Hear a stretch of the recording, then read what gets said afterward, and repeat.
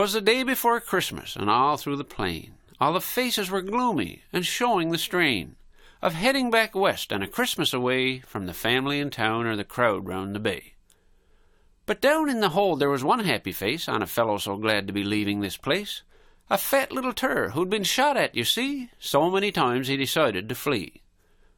But not being known as the world's greatest flyer, he thought he'd hitchhike on a one that went higher. Where she lands to, I don't really care. It got to be better than hanging around here and trying to avoid a load of lead shot just to finish me days in a cast-iron pot.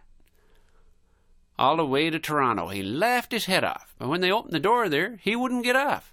It don't look like much, and all hands is vexed. Think I'll bite on this one and see where she pitched next. 4 hours later they opened the door. He thought it was safe, so he went to explore. An aerial survey had him feeling so grand, just a few oil rigs and lots of nice sand.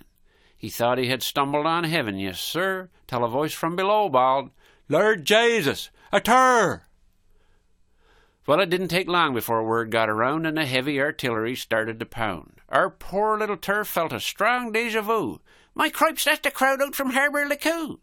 Of all of the flights he could jump on, you see, he jumped on the one out to Fort McMurray. So he dodged and he wove as the ground fire grew, and he couldn't quite figure out just what to do. Well, just then it struck him. No, not the lead shot, but a scheme to avoid the cast-iron pot. "Their plans for roast Turr, I think I can spoil 'em, if the SPCA here will grant me asylum."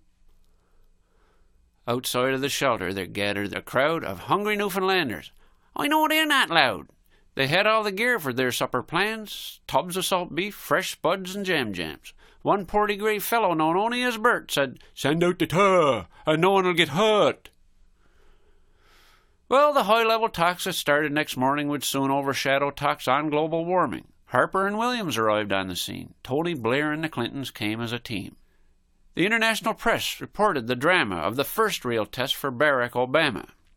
And after months of these talks came a deal of a sort, and the Turr flew off home with an Air Force escort.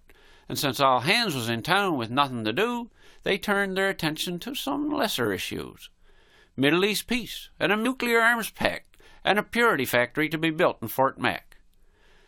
So now our fine little Turr spends his time on the funks, or he goes out to feed by the rocks and the sunkers. He tells all his buddies of his journey so queer.